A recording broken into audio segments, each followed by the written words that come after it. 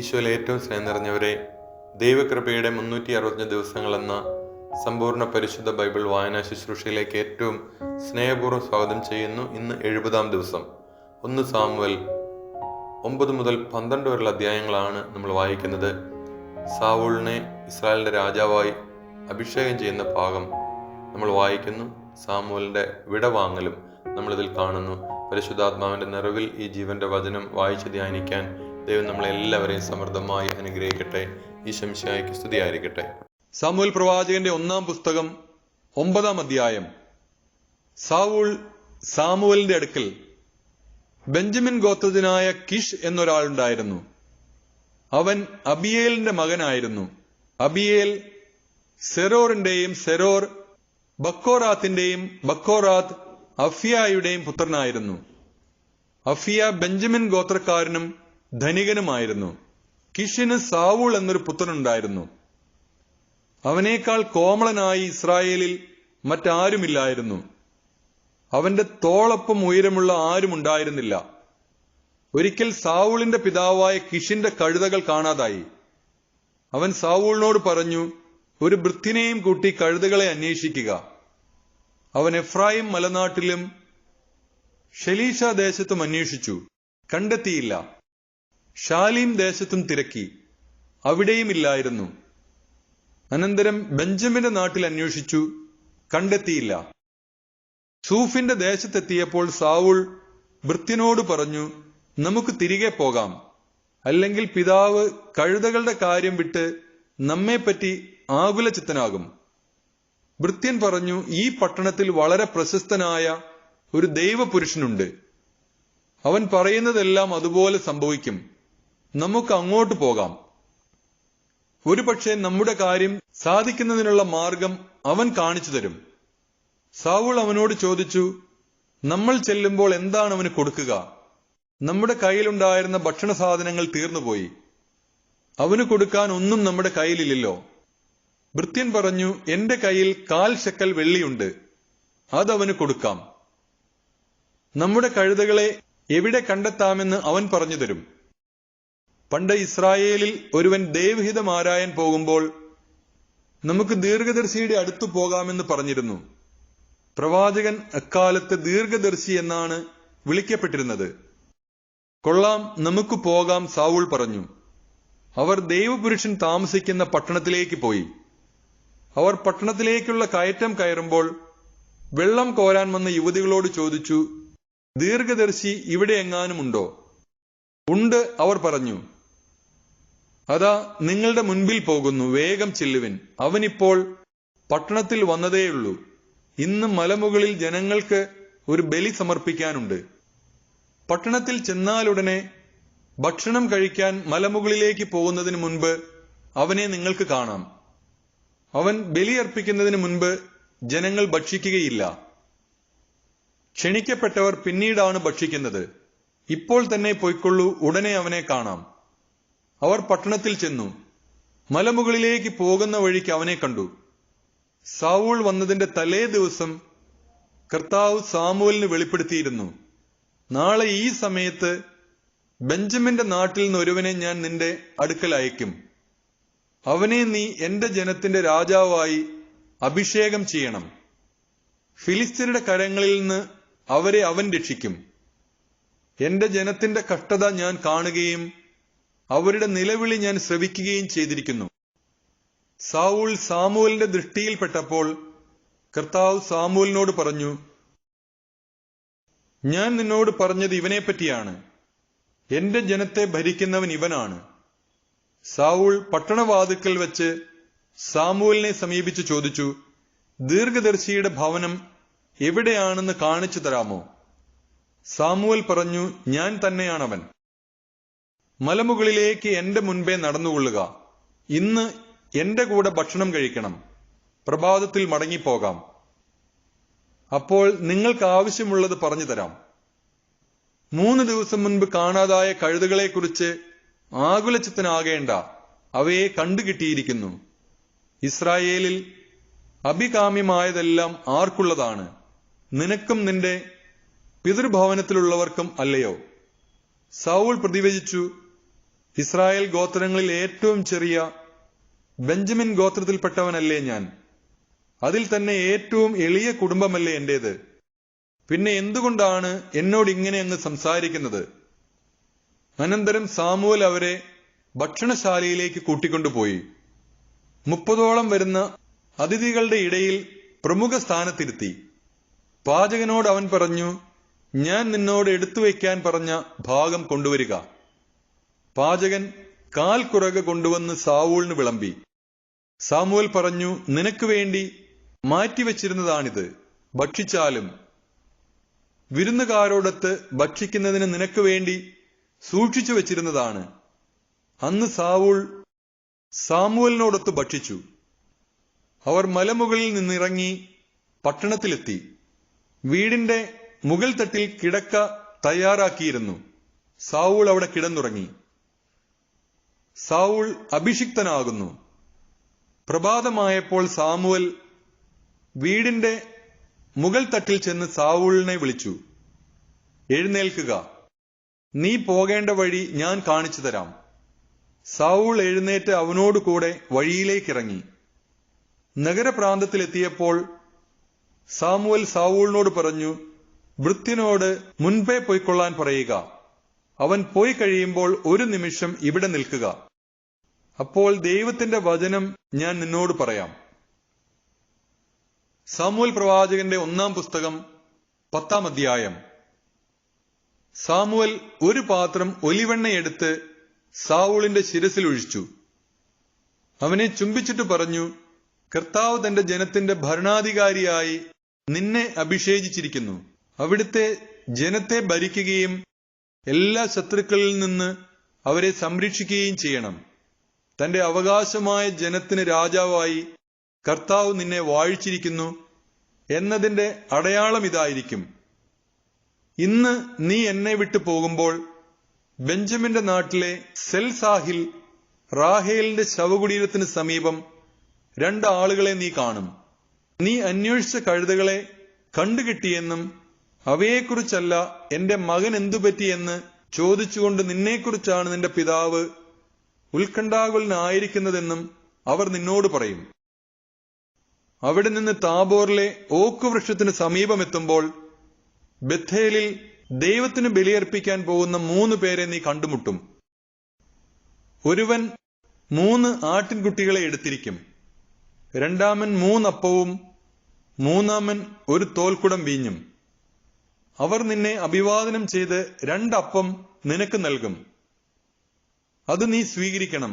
അനന്തരം ഫിലിസ്ത്യർ കൂടാരമടിച്ചിരിക്കുന്ന ഗബയായിലുള്ള ദൈവത്തിന്റെ മലയിൽ നീ എത്തും. പട്ടണത്തിലേക്ക് കടക്കുമ്പോൾ സാരംഗി, ചെണ്ട, കുഴൽ, കിന്നരം എന്നീ വാദ്യമേളങ്ങളോടെ മലമുകളിൽ നിന്ന് ഇറങ്ങി വരുന്ന ഒരു പ്രവാചക ഗണത്തെ നീ കണ്ടുമുട്ടും. അവർ പ്രവചിച്ചുകൊണ്ടിരിക്കും.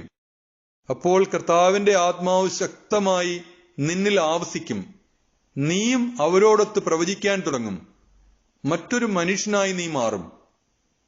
ഇവ സംഭവിക്കുമ്പോൾ യുക്തം പോലെ ചെയ്തുകൊള്ളുക. ദൈവം നിന്നോട് കൂടെയുണ്ട്. എനിക്ക് മുൻപേ ഗിൽഗാലിലേക്ക് നീ പോകണം. ദഹനബലികളും സമാധാന ബലികളും അർപ്പിക്കാൻ ഞാനും വരുന്നുണ്ട്. എന്താണ് ചെയ്യേണ്ടതെന്ന് ഞാൻ വന്ന് കാണിച്ചു തരുന്നതുവരെ 7 ദിവസം നീ കാത്തിരിക്കുക. സാവൂൾ സാമുവേലിന്റെ അടുക്കൽ നിന്ന് പോകാൻ തിരിഞ്ഞപ്പോൾ ദൈവം അവന് ഒരു പുതിയ ഹൃദയം നൽകി. സാമുവേൽ പറഞ്ഞതെല്ലാം അന്ന് തന്നെ സംഭവിച്ചു. സാവൂളും ഭൃത്യനും ഗബയായിലെത്തിയപ്പോൾ പ്രവാചക ഗണത്തെ കണ്ടു. ഉടൻ ദൈവത്തിന്റെ ആത്മാവ് അവനിൽ ശക്തമായി പ്രവർത്തിച്ചു. അവനും അവരോടൊത്ത് പ്രവചിച്ചു. സാവൂളിനെ മുൻപ് അറിയാമായിരുന്നവരെല്ലാം അവൻ പ്രവചിക്കുന്നത് കണ്ടപ്പോൾ പരസ്പരം ചോദിച്ചു, കിഷിന്റെ മകൻ എന്തുപറ്റി? സാവൂളും പ്രവാചകനോ? അവിടുത്തുകാരിൽ ഒരാൾ ചോദിച്ചു, അവരുടെ പിതാവ് ആരാണ്? അങ്ങനെ സാവൂളും ഒരു പ്രവാചകനോ എന്നത് ഒരു പഴഞ്ചൊല്ലായി തീർന്നു.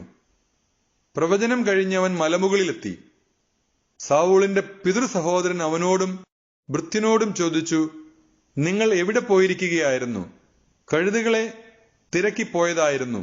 അവയെ കാണായകയാൽ ഞങ്ങൾ സാമുവേലിന്റെ അടുക്കൽ പോയി എന്ന് അവൻ പറഞ്ഞു. സാമുവൽ നിങ്ങളോട് എന്തു പറഞ്ഞു എന്ന് അവൻ ചോദിച്ചു.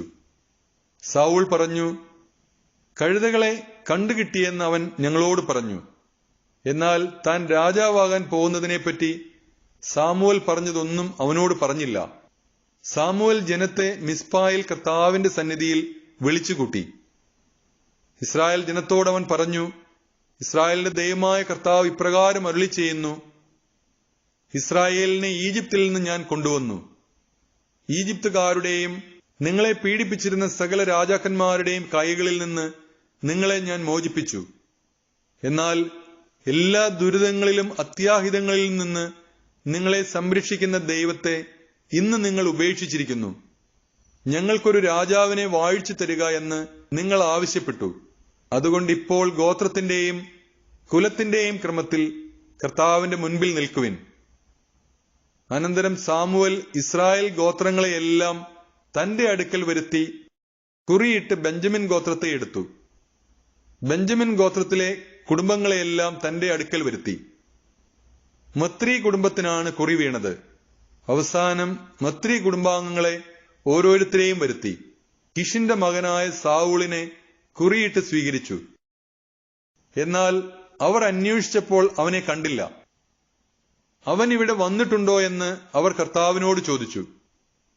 അവൻ ഇതാ ഭാണ്ഡങ്ങൾക്കിടയിൽ ഒളിച്ചിരിക്കുന്നു എന്ന് കർത്താവ് പറഞ്ഞു. അവർ ഓടിച്ചെന്ന് അവനെ കൂട്ടിക്കൊണ്ടുവന്നു. ജനമധ്യേ നിന്നപ്പോൾ മറ്റാരെയും കാൾ അവന്റെ ശിരസും തോളും ഉയർന്നു നിന്നിരുന്നു. സാമുവൽ ജനക്കൂട്ടത്തോട് ചോദിച്ചു, കർത്താവ് തിരഞ്ഞെടുത്തവനെ നിങ്ങൾ കാണുന്നില്ലേ? അവനെ പോലെ മറ്റാരുമില്ല. അപ്പോൾ രാജാവ് നീണാൾ വാഴട്ടെ എന്ന് ജനം ആർത്തു വിളിച്ചു. അനന്തരം സാമുവൽ രാജധർമ്മത്തെപ്പറ്റി ജനങ്ങളോട് പറഞ്ഞു. അതെല്ലാം ഒരു പുസ്തകത്തിൽ എഴുതി കർത്താവിന്റെ മുൻപിൽ വെച്ചു. പിന്നീട് ജനത്തെ അവരവരുടെ വീടുകളിലേക്ക് പറഞ്ഞയച്ചു. സാവൂളും ഗിബയായിലുള്ള തന്റെ ഭവനത്തിലേക്ക് മടങ്ങി. ദൈവത്താൽ പ്രചോദിതരായ ഏതാനും യുദ്ധവീരന്മാരും അവനെ അനുഗമിച്ചു. എന്നാൽ ചില കുബുദ്ധികൾ ചോദിച്ചു, നമ്മെ രക്ഷിക്കാൻ ഇവന് സാധിക്കുമോ? അവർ അവനെ അധിക്ഷേപിച്ചു. കാഴ്ചയൊന്നും അവർ കൊടുത്തുമില്ല. അവനത് ഗവനിച്ചില്ല. സാമുവേൽ പ്രവാചകന്റെ 1-ാം പുസ്തകം 11-ാം അധ്യായം. അമ്മോന്യരെ തോൽപ്പിക്കുന്നു. ഏകദേശം 1 മാസം കഴിഞ്ഞ് അമ്മോൻ രാജാവായ നാഹാഷ് സൈന്യസന്നാഹത്തോടെ യാബേഷ് ഗിലെയാദ് ആക്രമിച്ചു. യാബേഷിലെ ജനങ്ങൾ നാഹാഷിനോട് പറഞ്ഞു, ഞങ്ങളോട് സന്ധി ചെയ്താൽ നിന്നെ ഞങ്ങളുടെ രാജാവാക്കാം. നാഹാഷ് പറഞ്ഞു, ഞാൻ നിങ്ങളുടെ ഓരോരുത്തരുടെയും വലത്ത് കണ്ണ് ചുഴന്നെടുക്കും. ഈ വ്യവസ്ഥയിൽ ഞാൻ നിങ്ങളുമായി ഒരു ഉടമ്പടി ചെയ്യാം. അങ്ങനെ ഞാൻ ഇസ്രായേലിനെ മുഴുവൻ പരിഹാസപാത്രമാക്കും. യാബേഷിലെ ശ്രേഷ്ഠന്മാർ മറുപടി പറഞ്ഞു, ഇസ്രായേലിലെ എല്ലാ ദേശങ്ങളിലേക്കും ദൂതന്മാരെ അയക്കുന്നതിന് ഞങ്ങൾക്ക് 7 ദിവസത്തെ അവധി തരിക. ആരും ഞങ്ങളെ സഹായിക്കാനില്ലെങ്കിൽ ഞങ്ങൾ നിനക്ക് വിധേയരായിക്കൊള്ളാം. ദൂതന്മാർ സാവൂൾ വസിച്ചിരുന്ന ഗിബയായിലെത്തി വിവരമറിയിച്ചു. ജനം വാവിട്ട് നിലവിളിച്ചു. സാവൂൾ വയലിൽ നിന്ന് കാളകളെയും കൊണ്ടുവരികയായിരുന്നു. ജനം കരയത്തക്ക വിധം എന്തുണ്ടായി എന്ന് അവൻ തിരക്കി. യാബേഷ് നിവാസികൾ പറഞ്ഞ കാര്യം അവർ അവനെ അറിയിച്ചു. ഇതു കേട്ടപ്പോൾ ദൈവത്തിന്റെ ആത്മാവ് അവനിൽ ശക്തമായി ആവസിച്ചു. അവന്റെ കോപം ആളിക്കത്തി. അവൻ ഒരേർ കാളയെ വെട്ടിനുറുക്കി ദൂതന്മാർ വഴി ഇസ്രായേൽ ദേശത്തെല്ലാം കൊടുത്തയച്ചു. സാവൂളിന്റെയും സാമുവലിന്റെയും പിന്നാലെ വരാൻ മടിക്കുന്നവൻ ആരായാലും അവന്റെ കാളകളോടും ഇപ്രകാരം ചെയ്യുമെന്ന് പറഞ്ഞുവിട്ടു. ഇത് കേട്ട മാത്രയിൽ കർത്താവ് തങ്ങളോട് പ്രവർത്തിച്ചേക്കാവുന്നതോർത്ത് ഭയചകിതരായ അവർ ഒന്നടങ്കം പുറപ്പെട്ടു. സാവൂൾ അവരെ ബസേക്കിൽ ഒരുമിച്ച് കൂട്ടി. ഇസ്രായേലിൽ നിന്ന് 3 ലക്ഷം പേരും യൂദായിൽ നിന്ന് 30,000 പേരുമുണ്ടായിരുന്നു. യാബേഷ് ഗിലെയാദിൽ നിന്ന് ചെന്ന ദൂതന്മാരോട് അവർ പറഞ്ഞു, നാളെ ഉച്ചയ്ക്ക് മുമ്പ് അവർ വിമുക്തരാകുമെന്ന് നിങ്ങളുടെ ജനത്തോട് പറയുക. യാബേഷിലെ ജനങ്ങൾ ഈ വിവരമറിഞ്ഞപ്പോൾ ആനന്ദതുന്തിലരായി. അവർ നാഹോഷിനോട് പറഞ്ഞു, നാളെ ഞങ്ങൾ നിനക്ക് കീഴ്പ്പെട്ടുകൊള്ളാം. ഇഷ്ടമുള്ളത് ഞങ്ങളോട് പ്രവർത്തിച്ചുകൊള്ളുക. പിറ്റേ ദിവസം പ്രഭാതത്തിൽ സാവൂൾ തന്റെ ജനത്തെ 3 വിഭാഗമായി തിരിച്ചു. ശത്രുപാളയത്തിലേക്ക് പുലരിയിൽ തന്നെ അവർ ഇരച്ചു കയറി അമ്മോന്യരെ ആക്രമിച്ചു. ഉച്ചവരെ അവർ ശത്രുക്കളെ സംഹരിച്ചു. ശേഷിച്ചവർ ചിതറി ഒറ്റപ്പെട്ടുപോയി. അപ്പോൾ ഇസ്രായേലിയർ സാമുവലിനോട് പറഞ്ഞു, സാവൂൾ ഞങ്ങളുടെ രാജാവാകരുതെന്ന് പറഞ്ഞവരെവിടെ? അവരെ വിട്ടുതരിക, ഞങ്ങൾക്കവരെ വകവരുത്തണം. സാവൂൾ പറഞ്ഞു, ഇന്ന് ഏതായാലും ആരെയും കൊല്ലേണ്ട. കർത്താവ് ഇസ്രായേലിന് മോചനം നൽകിയ ദിനമാണിന്ന്. സാമുവൽ അവരോട് പറഞ്ഞു, നമുക്ക് ഗിൽഗാലിലേക്ക് പോകാം. ഒരിക്കൽ കൂടി സാവൂളിനെ രാജാവായി പ്രഖ്യാപിക്കാം. എല്ലാവരും ഗിൽഗാലിലേക്ക് പോയി.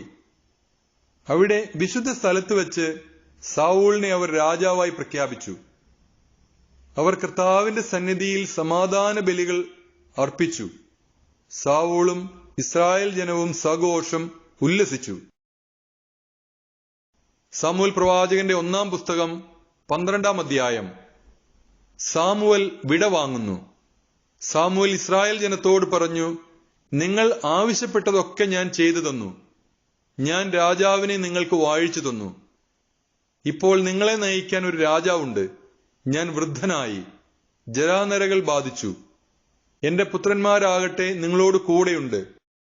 യൗവനം മുതൽ ഇന്ന് വരെ ഞാൻ നിങ്ങളെ നയിച്ചു പോന്നു. ഇതാ ഞാൻ നിങ്ങളുടെ മുൻപിൽ നിൽക്കുന്നു. ഞാൻ എന്തെങ്കിലും തെറ്റ് ചെയ്തിട്ടുണ്ടെങ്കിൽ കർത്താവിന്റെയും അവിടുത്തെ അഭിഷിക്തന്റെയും മുമ്പിൽ വെച്ച് ഇപ്പോൾ എന്നെ കുറ്റപ്പെടുത്തുവിൻ. ഞാൻ ആരുടെയെങ്കിലും കാളയെയോ കഴുതയെയോ അപഹരിച്ചിട്ടുണ്ടോ? ആരെയെങ്കിലും വഞ്ചിക്കുകയോ ഞെരുക്കുകയോ ചെയ്തിട്ടുണ്ടോ? ആരിൽ നിന്നെങ്കിലും കൈക്കൂലി വാങ്ങി സത്യത്തിനു നേരെ കണ്ണടച്ചിട്ടുണ്ടോ? ഇവയിൽ ഏതെങ്കിലും ഞാൻ ചെയ്തിട്ടുണ്ടെങ്കിൽ ഞാൻ എടുത്തിട്ടുള്ളതെന്തും മടക്കിത്തരാം. അവർ പറഞ്ഞു, അങ്ങ് ഞങ്ങളെ വഞ്ചിക്കുകയോ ഞെരുക്കുകയോ ചെയ്തിട്ടില്ല. ആരിലും നിന്നും യാതൊന്നും അപഹരിച്ചിട്ടുമില്ല. അവൻ അവരോട് പറഞ്ഞു, ഞാൻ തികച്ചും നിഷ്കളങ്കനാണെന്ന് നിങ്ങൾ കണ്ടുവെന്നതിന് കർത്താവും അവിടുത്തെ അഭിഷിക്തനും സാക്ഷിയാണ്. അവർ പ്രതിവചിച്ചു, അതേ, കർത്താവ് സാക്ഷി. സാമുവൽ തുടർന്നു, മോശയെയും അഹറോനെയും നിയമിക്കുകയും നിങ്ങളുടെ പിതാക്കന്മാരെ ഈജിപ്തിൽ നിന്ന് മോചിപ്പിക്കുകയും ചെയ്ത കർത്താവ് സാക്ഷി. കേട്ടുകൊള്ളുവിൻ, നിങ്ങൾക്കും നിങ്ങളുടെ പിതാക്കന്മാർക്കും കർത്താവ് ചെയ്ത വലിയ കാര്യങ്ങൾ ഓർമ്മപ്പെടുത്തിക്കൊണ്ട് നിങ്ങളെ ഞാൻ കർത്താവിന്റെ മുൻപിൽ കുറ്റപ്പെടുത്താൻ പോവുകയാണ്. യാക്കോബ് ഈജിപ്തിലെത്തുകയും അവന്റെ സന്തതികളെ ഈജിപ്തുകാർ ഞെരുക്കുകയും ചെയ്തപ്പോൾ നിങ്ങളുടെ പിതാക്കന്മാർ കർത്താവിനോട് കരഞ്ഞപേക്ഷിച്ചു. അവിടുന്ന് മോശയെയും അഹറോനെയും അയച്ചു. അവർ നിങ്ങളുടെ പിതാക്കന്മാരെ ഈജിപ്തിൽ നിന്ന് കൊണ്ടുവന്ന് ഈ സ്ഥലത്ത് താമസിപ്പിച്ചു. പക്ഷേ അവർ തങ്ങളുടെ ദൈവമായ കർത്താവിനെ വിസ്മരിച്ചു. അവിടുന്ന് അവരെ ഹസോറിലെ യാബീൻ രാജാവിന്റെ സേനാധിപനായ സിസേറയുടെയും ഫിലിസ്ത്യരുടെയും മൊവാബ് രാജാവിന്റെയും കരങ്ങളിൽ ഏൽപ്പിച്ചു. അവർ ഇസ്രായേലിയരോട് യുദ്ധം ചെയ്തു. ഇസ്രായേൽ കർത്താവിനോട് നിലവിളിച്ചു പറഞ്ഞു, ഞങ്ങൾ പാപം ചെയ്തുപോയി. കർത്താവിനെ ഉപേക്ഷിച്ച് ബാലിന്റെയും അഷ്താർത്തേയുടെയും ബിംബങ്ങളെ ഞങ്ങൾ ആരാധിച്ചു. ഇപ്പോൾ ശത്രുക്കളുടെ കരങ്ങളിൽ നിന്ന് ഞങ്ങളെ മോചിപ്പിക്കുക. ഞങ്ങൾ അവിടുത്തെ സേവിച്ചു കൊള്ളാം. കർത്താവ് ജെറുബ്ബാലിനെയും ബാറാക്കിനെയും ജെഫ്തായെയും സാമുവലിനെയും അയച്ച് എല്ലാ ശത്രുക്കളിൽ നിന്നും നിങ്ങളെ രക്ഷിച്ചു. നിങ്ങൾ സുരക്ഷിതരായി വസിച്ചു. അമ്മോന്യരുടെ രാജാവായ നാഹാഷ് ആക്രമിക്കാൻ ഉദ്യമിച്ചപ്പോൾ ദൈവമായ കർത്താവ് നിങ്ങളുടെ രാജാവായിരിക്കെ ഭരിക്കാൻ ഒരു രാജാവ് വേണമെന്ന് നിങ്ങൾ എന്നോട് പറഞ്ഞു. നിങ്ങളുടെ ആവശ്യമനുസരിച്ച് നിങ്ങൾ തിരഞ്ഞെടുത്ത രാജാവിനെ കണ്ടാലും ഇതാ കർത്താവ് നിങ്ങൾക്കായി ഒരു രാജാവിനെ വാഴിച്ചിരിക്കുന്നു. നിങ്ങൾ കർത്താവിനെ ബഹുമാനിക്കുകയും സേവിക്കുകയും അവിടുത്തെ സ്വരം ശ്രവിക്കുകയും കൽപ്പനകൾ ധിക്കരിക്കാതിരിക്കുകയും നിങ്ങളും നിങ്ങളെ ഭരിക്കുന്ന രാജാവും ദൈവമായ കർത്താവിനെ അനുഗമിക്കുകയും ചെയ്താൽ എല്ലാം ശുഭമായിരിക്കും. നിങ്ങൾ കർത്താവിന്റെ സ്വരം ശ്രവിക്കാതിരിക്കുകയും അവിടുത്തെ കൽപ്പനകൾ നിരസിക്കുകയും ചെയ്താൽ അവിടുന്ന് നിങ്ങൾക്കും നിങ്ങളുടെ രാജാവിനും എതിരായിരിക്കും. നിങ്ങളുടെ മുൻപാകെ കർത്താവ് പ്രവർത്തിക്കാൻ പോകുന്ന ഈ മഹാകാര്യം കാണാൻ നിങ്ങൾ ശ്രദ്ധയോടെ കാത്തു നിൽക്കുവിൻ. ഇത് ഗോതമ്പ് കൊയ്യുന്ന കാലമല്ലേ? ഇടിയും മഴയും അയക്കാൻ കർത്താവിനെ വിളിച്ച് ഞാൻ അപേക്ഷിക്കും. ഒരു രാജാവിനെ ആവശ്യപ്പെട്ടതുകൊണ്ട് കർത്താവിന്റെ ദൃഷ്ടിയിൽ നിങ്ങൾ പ്രവർത്തിച്ച ദുഷ്ടത എന്തെന്ന് അപ്പോൾ നിങ്ങൾ ഗ്രഹിക്കും. സാമുവേൽ കർത്താവിനെ വിളിച്ചപേക്ഷിച്ചു. അവിടുന്ന് ഇടിയും മഴയും അയച്ചു.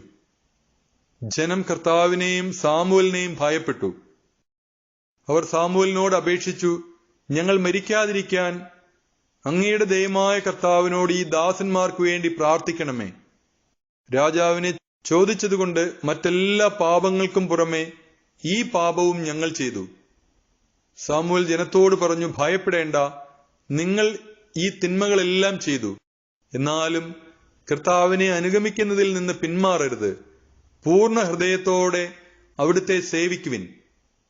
നിങ്ങൾക്ക് ഉപകരിക്കാത്തതും നിങ്ങളെ രക്ഷിക്കാൻ കഴിവില്ലാത്തതുമായ കാര്യങ്ങളിലേക്ക് നിങ്ങൾ തിരിയരുത്. അവ വ്യർത്ഥമാണ്.